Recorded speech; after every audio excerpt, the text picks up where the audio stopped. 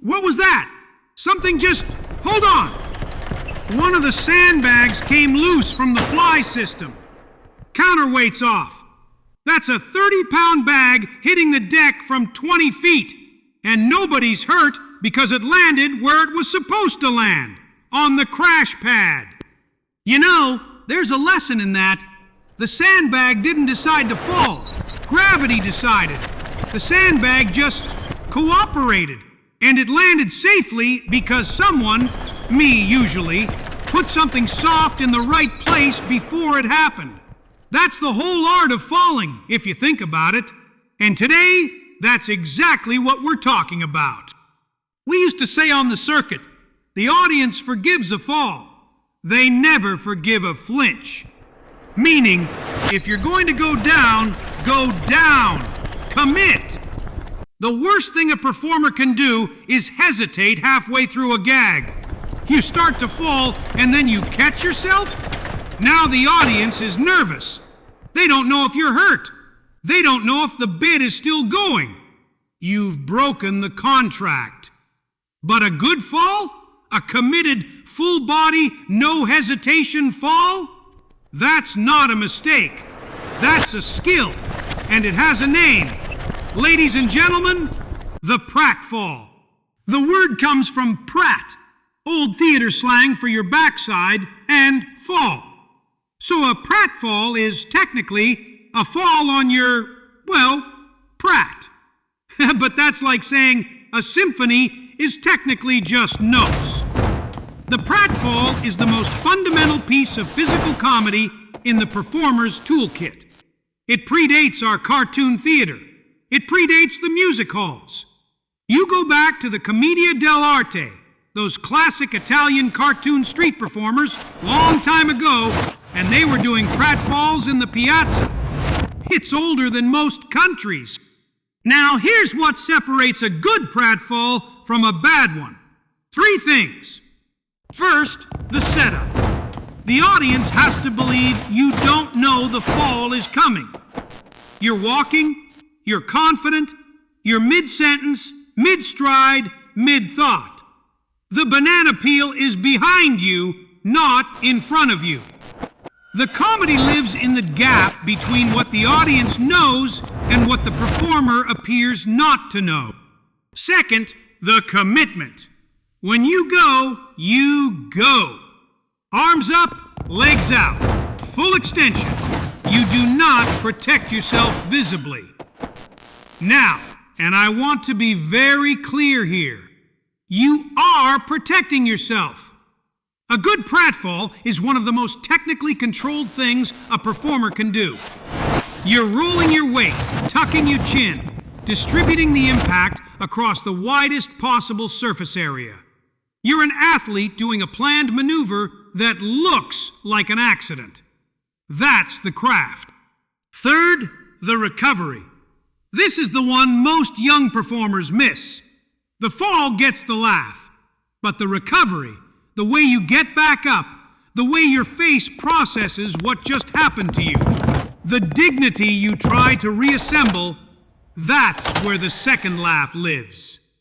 And the second laugh is always bigger than the first, because now the audience is laughing with you. You fell, you survived, you're embarrassed, and you're pretending you're fine. That's universal.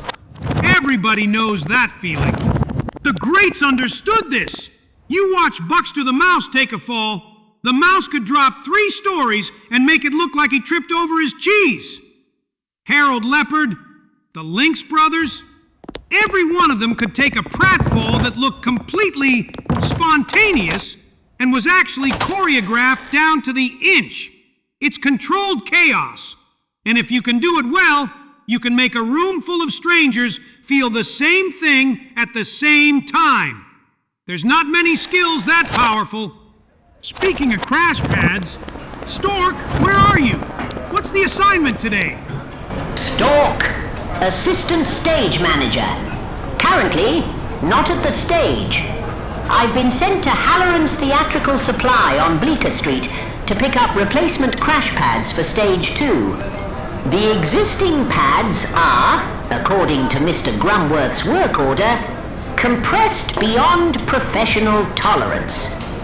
I would note that the pads in question have been in service since before my assignment to this role, and that I submitted a replacement requisition 11 months ago that was, and I quote from the reply, noted.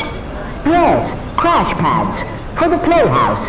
They're blame it on the ink playhouse. I have a purchase order.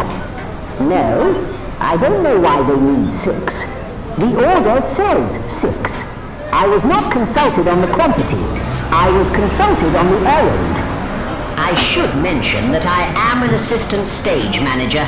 My training includes rigging, lighting design, and performer safety protocols. I am currently standing in a shop that smells like canvas and rubber cement, arguing about a receipt. This is what reassignment looks like. What do you mean, another order from the playhouse? We haven't ordered crash pads in years. When was this other order? How many? That's a significant quantity. For what department? They didn't say. Fine. 6 pads. I'll arrange delivery. Thank you for your time. Stork. Signing off from Halloran's. The pads will arrive Thursday. I have no additional observations at this time. 6 pads? I don't remember authorizing 6. I'll sort that out later. You know who had this gag down? Depsy. Depsy the Rabbit. Natural faller. Some performers you have to teach the pratfall. You walk them through it. You spot them. You build up to the full drop over weeks. Not Depsy. First day on the rehearsal floor, somebody left a cable in his path and he went down. Full extension, arms out, perfect rotation, and came up with this look on his face like he was genuinely offended that the floor had the audacity to be there. I said to Stork, this was years ago when Stork was still backstage, I said, that rabbit doesn't fall. He argues with gravity.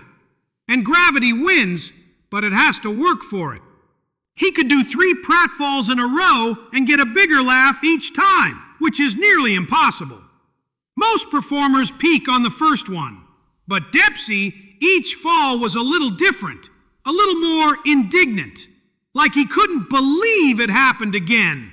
The audience loved that. They loved that he kept getting up. That's the thing about a good fall. The fall itself isn't the point. It's the getting up. The audience needs to see you get up. That's your lesson for today. The pratfall. Learn it, respect it, and remember, the audience forgives a fall. They never forgive a flinch. This has been Backstage with Gus. Make sure everything is perfectly normal.